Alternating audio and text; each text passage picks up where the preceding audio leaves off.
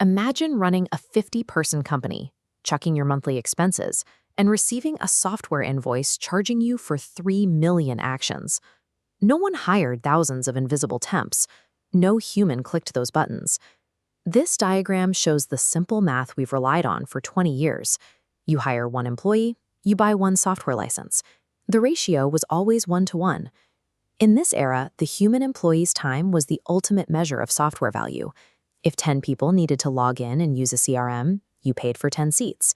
Autonomous AI agents completely break that old 20-year-old equation.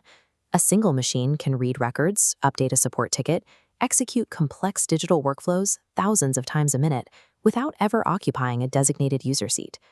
By separating the labor from the human presence, the machine broke the 20-year-old revenue model used by SaaS companies. To protect their cash flow, software vendors are quietly rolling out a new set of rules to tax this machine labor. Salesforce recently reported their agent product hit an $800 million run rate. That surge in revenue isn't coming from new user seats, it's coming from machine actions.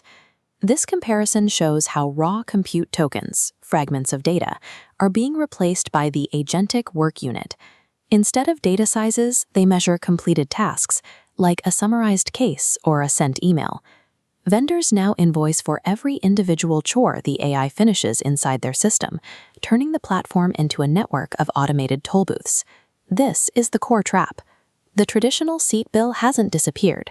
Vendors have simply layered a second, highly volatile AI consumption meter entirely invisibly right on top of it. Let's audit this exploding bill, starting with the first major anomaly, the double-dip charge. Microsoft is currently building this hybrid billing environment at a massive enterprise scale. This dual meter mechanism pairs a fixed monthly fee for a human Copilot license with a secondary meter for agent consumption credits. Costs fluctuate by complexity. Standard answers consume base credits, but triggering premium reasoning causes rapid spikes in total workflow cost. For a standard 100-person company running modest AI workloads, these runtime credits add up fast.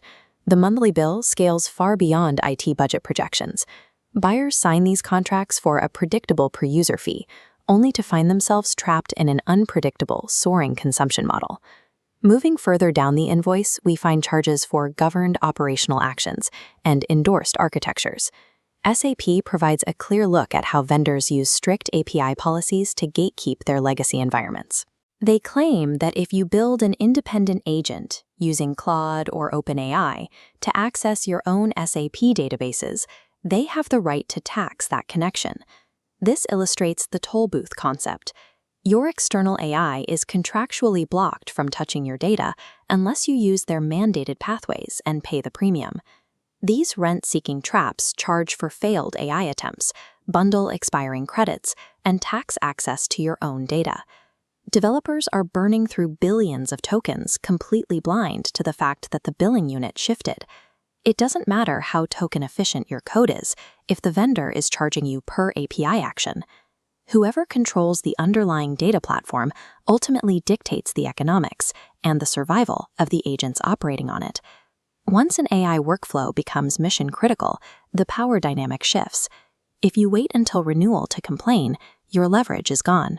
To protect your budget, your procurement team must demand clear answers to a specific playbook before signing any new AI software terms.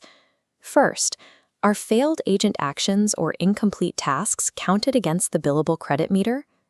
Second, can strict usage limits be enforced at the departmental level or even capped on a specific agent? Third, do third-party agents receive the exact same governed data pathways as the vendor's proprietary native agent?